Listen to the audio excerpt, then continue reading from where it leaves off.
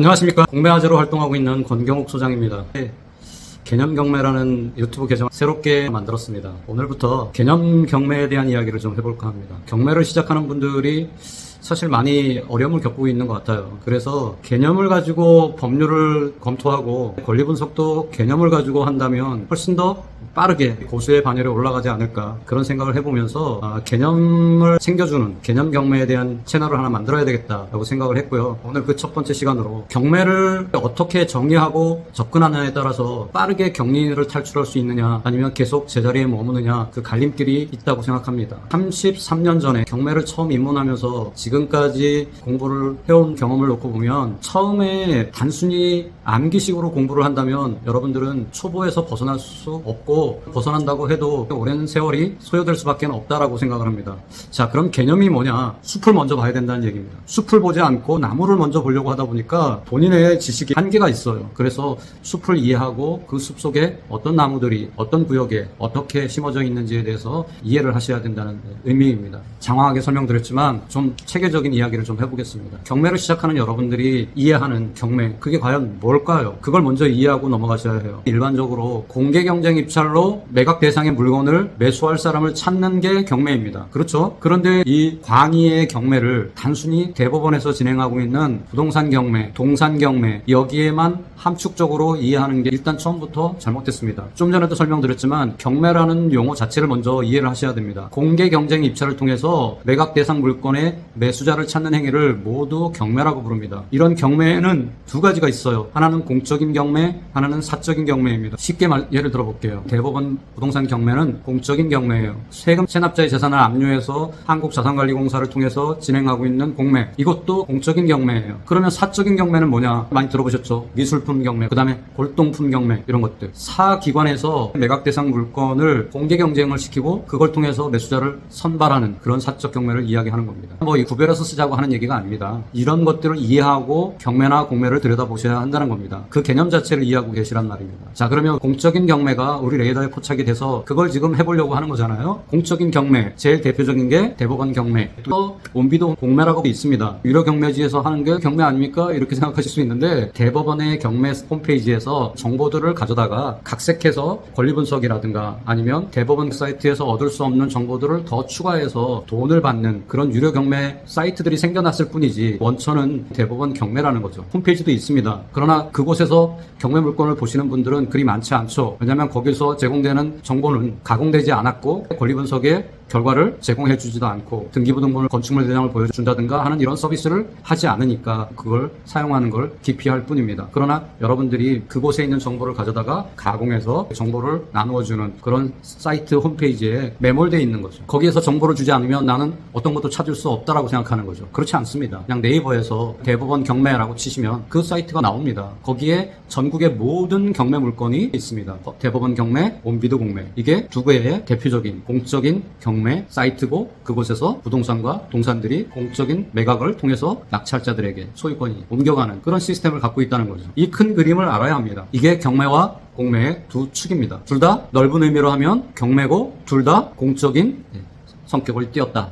공적인 성격을 띄었기 때문에 등기상에서 권리들이 정리되는 거죠. 만약에 사적 인간이 한다 그러면 이걸 어떻게 정리하겠습니까? 채권 채무 관계를 해결하지 않고서 강제로 누군가의 등기에 되어 있는 압류라든가 가압류라든가 저당권을 말소한다면 승복할 사람이 없겠죠. 공적으로 하니까 가능한 거죠. 그래서 대법원 경매, 한국자산관리공사, 온비드 공매, 이 두 가지는 대표적인 공적인 경매다. 여기에 헷갈리게 하는 부분이 하나 섞이는데 이러한 온비드 사이트에 사적인 경매가 끼어 들어오는 겁니다. 신탁사가 아니면 일반 법인들이 매매를 하거나 이렇게 사적 경매가 끼어들어와서 뭉뚱그려져서 원비도 공매를 이루고 있으니까 헷갈리는 거예요. 공적으로 법률적으로 규칙을 갖고 매각하는 공개 경쟁 입찰과 또 사적인 부분에서 이루어지는 매매가 한꺼번에 하나의 사이트에 버무려져 있다 보니까 여러분들이 헷갈리는 거예요. 오늘은 공매 시간이 아니고 경매 시간이니까 이렇게 공적인 국가기관인 사법부에서 대법원의 홈페이지를 이용해서 채권 채무 관계에 얽히고 설킨 실마리를 풀어주는 경매 이야기를 해보려고 하는 겁니다. 수많은 돈 받을 권리를 가진 채권자들이 하나의 재산에 계속적으로 등기를 합니다. 가압류 등기, 압류 등기, 가처분 등기, 가등기 이런 것들을 하는 거죠. 10억짜리 아파트에 30억의 권리를 등기를 해요. 그러면 이 아파트가 사적인 매매를 통해서 해결될 수 없겠죠. 그렇죠? 10억짜리 아파트를 30억이나 채권이 걸린 상태로 사갈 사람은 아무도 없잖아요. 그렇다고 30억을 정리하고 10억짜리 아파트를 가져갈 사람도 없고요. 그러니까 이게 사적인 매매를 통해서 거래된다는 건 불가능한 거죠. 그러면 그 부동산은 죽은 부동산이 되잖아요. 이렇게 죽은 부동산을 살려내는 게 경매다. 입법, 행정, 사법, 삼권 분립의 국가기관이잖아요. 그러니까 사법부도 국가기관의 하나예요. 국가기관이 나서서 채무자의 10억짜리 아파트에 30억 채권이 걸려 있더라도 이걸 해결할 수 있는 길을 열어준 거예요. 이게 경매. 그리고 그걸 해결하기 위해서 채택한 법률 내용이 소멸주의, 말소주의인 거죠. 그래서 어떤 특정한 권리가 있으면 그 권리를 기준 권리로 삼아서 그 기준 권리 이하에 있는 모든 권리는 싹 다 소멸한다라는 소멸주의를 채택을 한 거죠. 자, 그러면 설명드린 것처럼 10억짜리 아파트에 30억짜리 채권이 걸려 있어요. 수십 개 채권이 걸려 있어요. 총 합이 30억이에요. 사적 매매로는 해결될 수 없다 그랬죠. 그런데 법원이 나서서 경매합니다라고 올리면 이때 이 물건은 공적인 매매 대상이 되면서 소멸주의가 적용되면서 등기를 깨끗하게 할 수 있다라는 법률을 만들어 버린 거죠. 민사집행법에서 이 이야기가 나옵니다. 그래서 소멸되는 거죠. 기준권리를 찾아서 그 이하는 다 소멸시켜주는 거예요. 그러면 5억에 낙찰받았더라도 30억의 채권은 등기에서 싹 사라지는 거죠. 싹 사라지는 겁니다. 그래서 깨끗한 아파트를 제공받게 되는 거죠. 이러한 것들이 너무 매력적이라서 사람들이 경매에 참여하게 되는 거예요. 그리고 5억에 받을 수 있었던 물건을 또 다른 사람이 6억을 쓰고 또 다른 사람이 7억을 쓰고 또 다른 사람이 8억을 쓰고 또 다른 사람이 9억을 쓰고 어떤 사람은 9억 5천을 써서 10억짜리 물건을 가져가는 거죠. 이해되시죠? 이게 경매라는 거예요.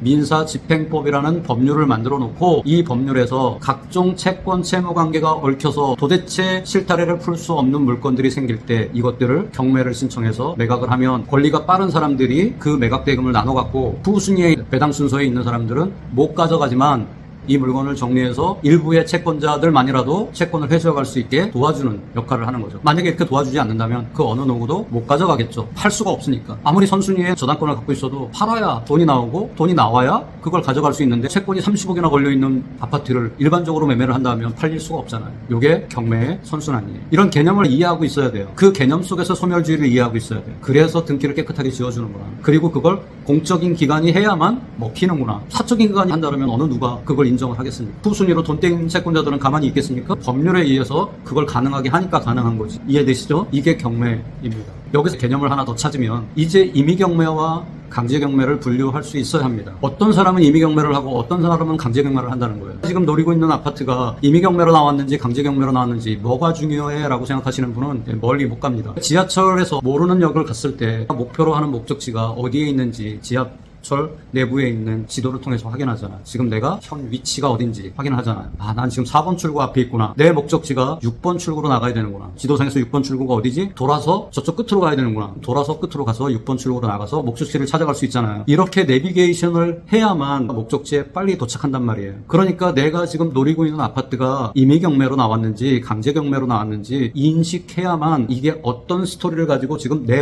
앞에 와 있구나라는 게 한눈에 보인다는 거예요. 이 물건이 경매에 나오게 된 스토리가 뭐가 중요해요? 그렇게 얘기하시는 분이 있는데 그렇지 않습니다. 중요해요. 스토리를 알아야 얽혀있는 내용들을 풀어갈 수 있고 낙찰받은 다음에 명도할 때도 필요하고 그 물건을 또 다른 임차인에게 내놓을 때도 필요하고 그 물건의 소유자로서 그동안에 있었던 스토리를 알고 있는 것 자체가 그 소유자로서 역할을 하는데 큰 도움이 된다는 거예요. 이 모든 게 합쳐서 수익화로 연결되는 거고요. 자, 그러면 강제경매는 누가 신청할 수 있고 임의경매는 누가 신청할 수 있고 어떻게 둘이 성격이 다른지에 대한 이야기를 해보겠습니다. 채권과 채무관계가 얽혀있는 부동산을 강제적으로 매각하는 게 경매라고 말씀드렸잖아요. 그러면 그 경매를 신청하는 누군가가 있을 거잖아요. 누가 주체가 되면 강제경매고 누가 주체가 되면 임의경매라는 거예요. 채권 채무 관계를 일단 이해하셔야 합니다. 자, 채권 둘로 나눌 수 있습니다. 돈 받을 권리를 가진 자를 채권이라고 하죠. 자, 돈 받을 권리를 가지려면 돈을 빌려줬겠죠. 돈을 어떻게 빌려줬느냐에 따라서 두 가지 채권자가 발생합니다. 친한 친구에게 그냥 돈을 빌려줬다. 그러면 믿고 빌려준 거잖아요.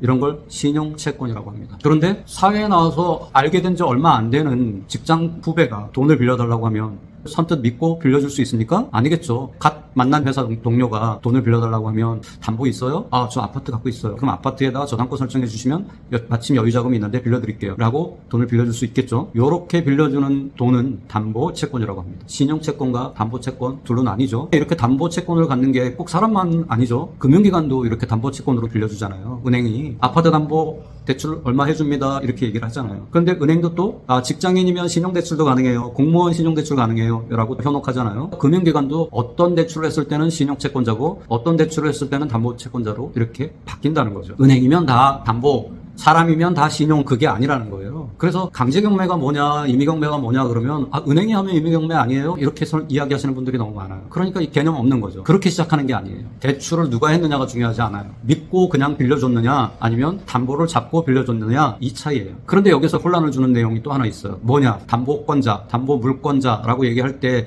담보물권자가 담보채권자라는 걸 깜빡해요. 왜냐하면 담보채권자라는 말을 채권을 빼버리고 담보권자라고 그냥 부르거든요. 근데 신용채권자일 때는 신용채권자라고 불러요. 그러니까 우리가 사용하는 용어 자체가 혼란을 줄 수 있는 가능성이 굉장히 높아요. 그러나 개념을 이해하고 계시면 담보권자 그러면 담보로 돈을 빌려준 사람을 얘기하는구나, 담보채권자구나. 신용채권자 그냥 믿고 빌려준 사람이구나. 이렇게 믿고 빌려준 사람은 그냥 두 사람의 신뢰관계를 통해서 돈이 오고 간 거잖아요. 그런데 믿었던 사람이 돈을 안 갚아. 그런데 돈을 받아내야 되겠어. 이럴 때 야, 아파트 있잖아, 그거 팔아서라도 갚아. 근데 기다려 계속 기다리라고만 합니다. 이럴 때 저 아파트 팔아서라도 돈 받아야 되겠다, 이런 생각이 들잖아요. 그럴 때 그 아파트를 경매 신청하려고 하면 이게 만만치가 않아요. 여러분들이 만약에 법원에 가서 몇 월 며칠 날 돈 이렇게 빌려줬는데 이 사람 지금까지 안 갚아요. 벌써 2년이 넘었어요. 근데 이 사람 명의로 아파트가 있어요. 그러니 이거 팔아서 빌려준 돈 받고 싶어요. 그러니까 경매해주세요 라고 요청한다면 받아줄까요? 그 법원이 당신의 말을 100% 신뢰한다면 해줄 수도 있겠지만 신뢰할 수 없잖아요. 오죽하면 이런 말이 있겠습니까? 부엌에 가서 들으면 며느리 말이 맞고 안방에 가서 들으면 시어머니 말이 맞다는 얘기가 있잖아요. 누구 말을 듣느냐에 따라서 달라지잖아요. 채권자의 말만 믿고 이 사람이 정말 돈을 빌려가서 안 갚았는지 어떻게 알겠습니까? 그러니까 뭐라 그럽니까? 경매법정에서 이렇게 이야기합니다. 국가기관의 확인을 받아오세요. 당신의 말을 신뢰할 수 없어요. 거기서 얘기하는 국가기관이란 뭡니까? 사법부를 얘기합니다. 민사법정. 그래서 민사법정에 쫓아가서 이렇게 돈 빌려줘서 증거자료가 있어요, 이 사람한테 돈 받고 싶어요 라고 소송을 걸면 그 소송을 대여금 반환 청구 소송이라고 합니다. 빌려준 돈을 반환받기 위한 청구를 하는 소송이에요. 대여금 반환 청구의 소송을 걸어서 증빙자료를 다 내고 해서 판사가 빌려준 게 맞네, 계좌 찍혔네, 이런 걸 다 확인하고 빌려간 돈 얼마를 언제까지 갚아라, 그리고 이자 얼마를 지급해라, 이렇게 판결문이 나는 거죠. 이 판결문을 들고 가면 이제 경매법정에서 인정해준다는 거죠. 이렇게 진행되는 경매가 강제경매. 이해되시죠? 이게 강제경매예요. 어렵지 않습니다. 신용채권자가 신용으로 돈 빌려준 걸 아무리 떠들어도 믿어주지 않으니까 민사법정에 가서 소송을 통해서 판결문을 받아가지고 경매법정에 갖다 주면 강제집행을 해준다는 거예요. 이 강제집행이 곧 강제경매예요. 그래서 판결문을 집행권원이라고 부르잖아요. 판결문을 집행권원이라고 부르고 집행력이 있다라고 이야기하는 이 모든 게 다 이해가 되는 거예요. 이렇게 개념을 가져가면 집행권원이니 판결문이니 집행력이니 모든 단어들이 다 싸그리 이해가 돼버리는 거예요. 이해되시죠? 어렵지 않습니다. 그러면 담보채권자는 어떻게 할 수 있느냐? 담보채권자는 저당권을 걸었잖아요. 그죠? 아파트 저당 걸면 그게 담보잖아요. 저당권, 근저당권 이렇게 설정을 했잖아요. 그리고 돈 빌려준 거잖아요. 이걸 돌려받을 때 이 사람은 판결이 필요 없어요. 왜냐하면 등기에다가 공시했기 때문에. 등기에다 공시하는 물건의 대표적인 게 뭐죠? 소유권, 그 다음에 저당권, 그 다음에 전세권, 그 다음에 지상권, 그 다음에 질권, 그리고 가등기 담보권, 이런 것들이 집행력 있는 권리예요. 물권자예요. 이 물권자는 경매법정에 가서 물권 설정했던 아파트를 경매하고 싶어요 라고 요청만 하면 받아줍니다. 관계를 물어보지 않아요. 돈 빌려줬냐 안 빌려줬냐 이런 거 묻지 않아요. 왜냐하면 물권을 등기했다는 얘기는 당사자 간의 계약서도 존재하고 양 당사자가 그 등기소에 제출해서 확인받고 등기한 거기 때문에 그 자체로 그냥 공신력이 있어지는 거예요. 그래서 경매법정이 물권자세요? 경매 신청하시겠다고요? 오케이, 접수. 그래서 바로 경매를 해주는, 이 경매를 임의경매라고 부르는, 임의경매. 그러니까 여러분들이 경매 물건을 만났을 때 강제경매 물건을, 임의경매 물건을 만났는지에 따라서 어떤 채권자가 지금 경매 신청했구나, 그게 바로 와닿잖아요. 이거 강제경매야? 그러면 이 사람이 소송해서 지금 판결문을 받아가지고 이거 처분하는 거구나, 이런 것들이 와닿잖아요. 그래야만 그 물건의 뒷이야기들을 상상해 볼 수가 있고, 지금 소유자가 어떤 상황일 거고 채권자는 또 어떤 상황일 거다, 이런 것들이 감이 오잖아요. 이렇게 개념을 갖고 물건을 들여다봐야 된다는 거죠. 이게 경매의 시작이에요. 이 둘을 구분하지 못하는 사람은 똥인지 된장인지 구분도 못하고 경매를 하고 있다고 생각하시면 돼요. 그렇다고 해서 돈을 못 번다?